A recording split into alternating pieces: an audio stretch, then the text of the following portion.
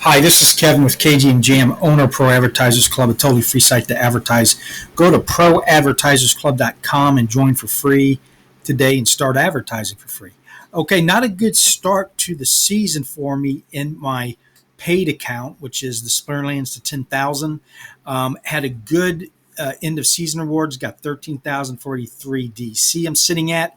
I was a little bit higher, almost at 13.9, but I spent that on my rentals. Let's go look at it. And I rented all gold, and I'm trying to get back up into diamond. And believe it or not, when I started out, it might have been like the beginning of last season. I can't remember because this is a developing strategy. But here's what I rented. Well, actually, they're all gone. Yeah, they went all back. I forgot about that. But it was Fire Focus all gold, and that's all I could win. And I played my focus all the way down to 50% from 82. So about half a good day or two's worth of focus of a capture rate out the window. But here's what happened. When I started playing, I had to get 38,000 something, and I was only winning because I was down. It had dropped me all the way down into silver one from a diamond, or no, silver three, or maybe silver two. I might still be in wherever it dropped. I was just getting my ass kicked, even though I had rented cards for a gold level with gold cards. And so it took me forever to get to one chest. And then, yeah, I was silver three because when I got to silver two, the numbers got a little bit better. And of course, by getting to diamond, I will be making a lot more SP. So that will nullify. But the beginning few days, or maybe even the 4 or 5 days, is going to be brutal on trying to get back in there unless I'm doing something wrong. So let's go claim my 2 chests. And today I was actually able to purchase the first legendary under $10 with my $10 pay-in. And we'll go look at that. And I got a card. Now these are silver chests. So I got 2 cards. Okay. Yeah, brutal. Absolutely brutal. Now, if I had stayed in bronze, it probably would have knocked me into bronze 3. So you're already kind of where you're supposed to be at. But again, I'm shooting. My strategy is to get in the highest level possible to get the best rewards possible. If you watched a lot of YouTubers, the rewards weren't that great, even though they can be. But Gathering the Magic was claiming, when you're down in bronze, the chance that you'll get a pack is 1 in 20,000.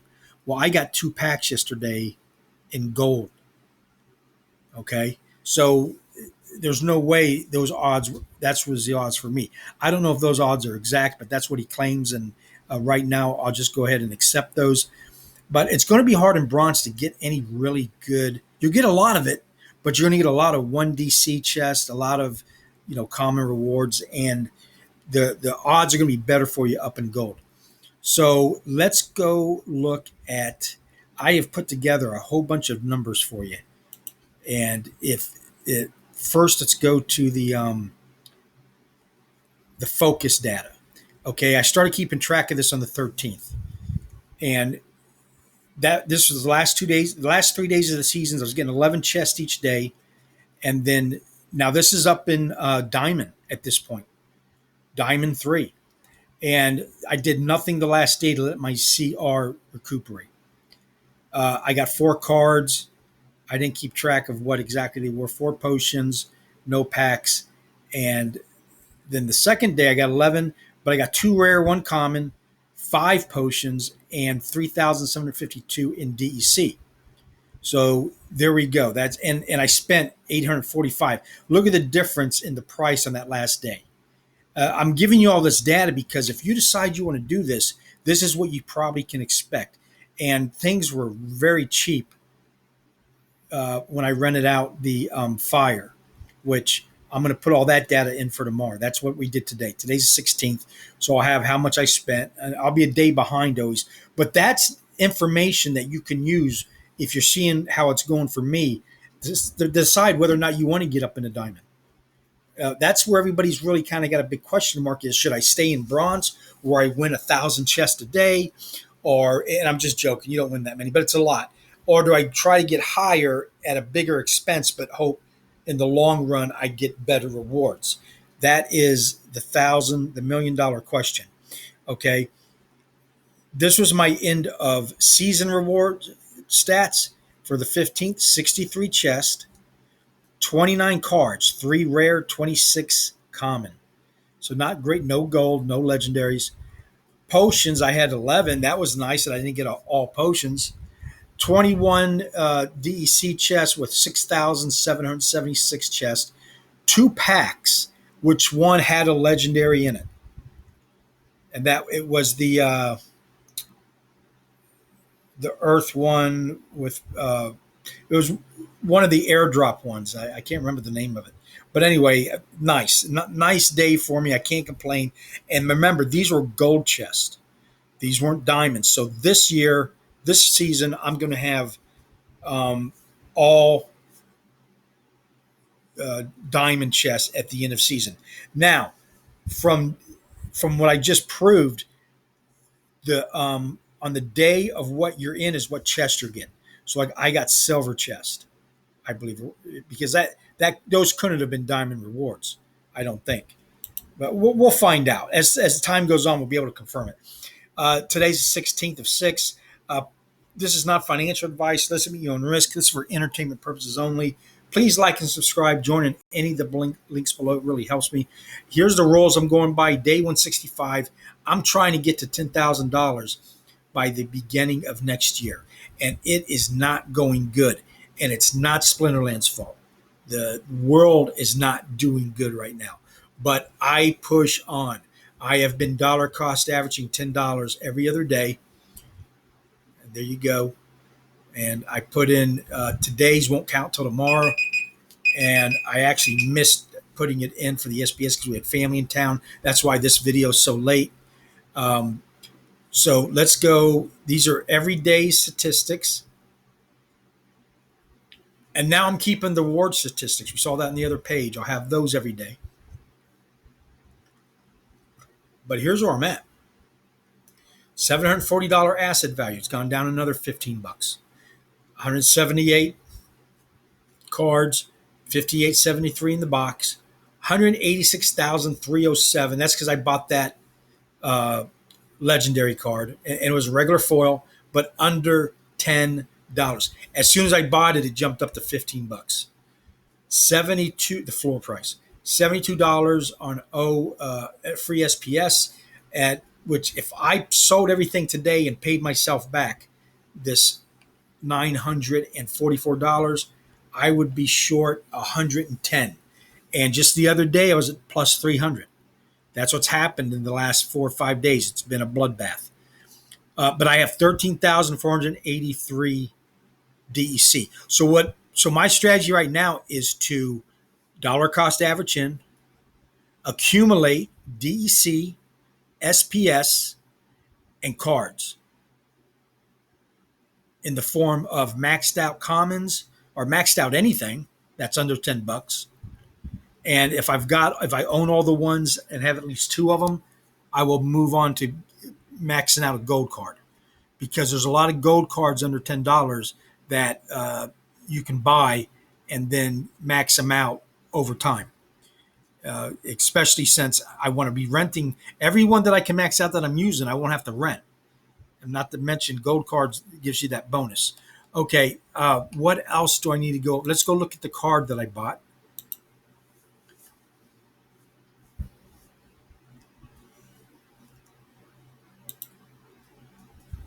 And here's owned right here. And it was I believe it was Earth. Let me see if that's what it was. Yeah, right here. Now, low mana legendary, got a nice, and it's got camouflage. This is somebody you can stick on the back. The low mana is huge. And I got 2 of them now because I had put one together earlier. But that one cost me a lot more over time. than it did. I think I got probably $30 into it, if that. But this one I got for $9 and something, and I guess somebody else has put another one in there. So at maxed out, it's got reduced the health of all enemies, reduced damage from magic attacks, and cannot be targeted unless in the front position. So 5,775 collection power on just that one card. I will buy up legendary maxed out cards under $10 all day long. Absolutely. Epic too. And here's a card I forgot to show you yesterday that I got the day before it was an epic. It was my second epic under $10. And that's all just happened recently. And it's a good one, guys. There it is right there. All friendly monsters have increased health, and it heals the friendly backline monster. That backline monster gets attacked a lot. You got to keep that in mind.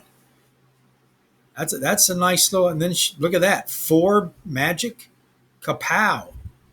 So I got a maxed up one. I was putting one together, but and that's an epic. So nice. I think I paid 9 something. I don't know why it's showing 735, but yeah, no, actually it did go cheaper. There's some good deals. That's the bottom line. My affiliate marketer, I don't know if this is their third season, the beginning of the third season, and they have not been battling.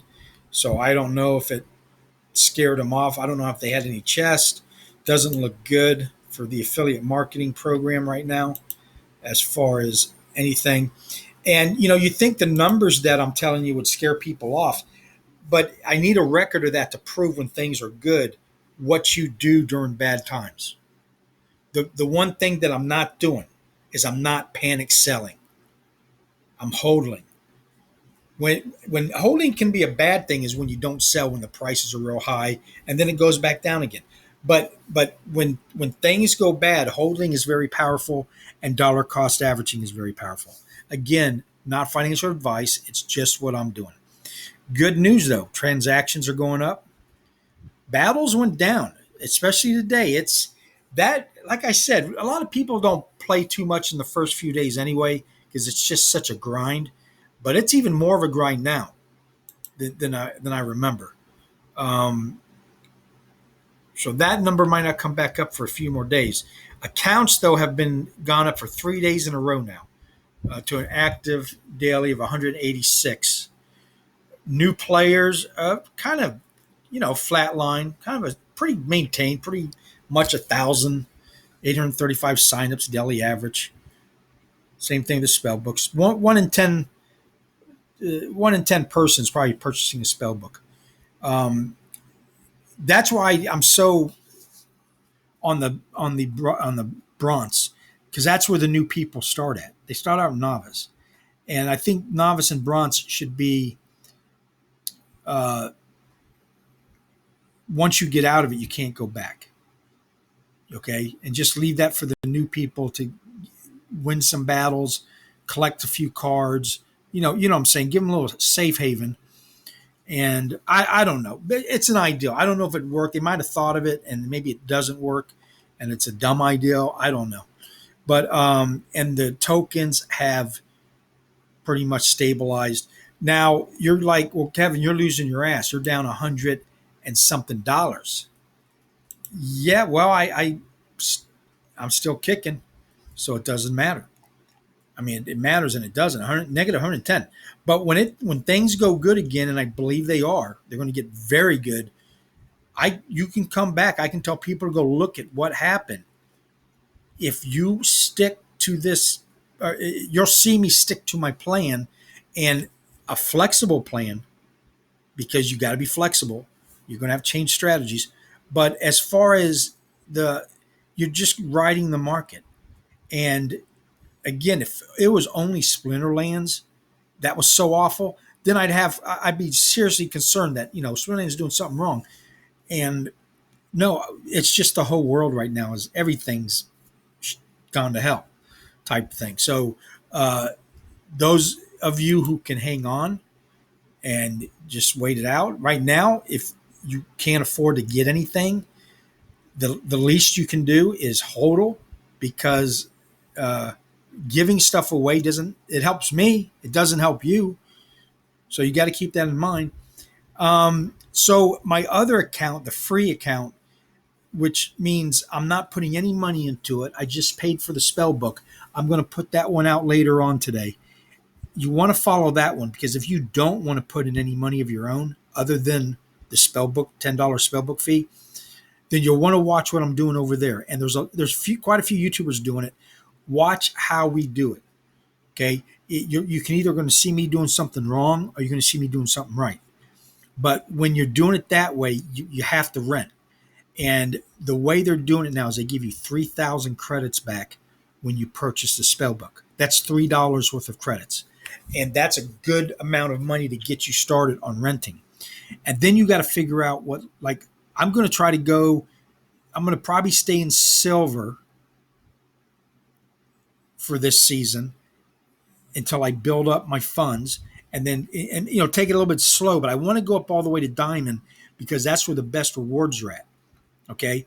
But if you spend all your rent money and you can't rent anything, then you're stuck with the few cards that you have won in the chest, which probably aren't going to be much. And then at that point, to keep it going, you really got to put a little bit of money in. So I'm going to show you how not to get into that position. And I'm doing it probably the worst way is by renting gold. But I might have to change that strategy. If I start getting low on funds, if the rewards aren't equaling the investment every day on my credits and DEC, then I'll need to drop down to regular foils. But you lose that bonus. That's why I like the gold cards. So anyway, that's it. Hold on. I got a few comments I want to read. Somewhere, where are the comments? YouTube comments right here. I might have read these already. Okay, yep, out of that. First day backsman, all the best get put back to low league, so taking first day. Yeah, he told me all that. He's got another one that I'm going to record and read, and I read all these the other day, so we're done on that.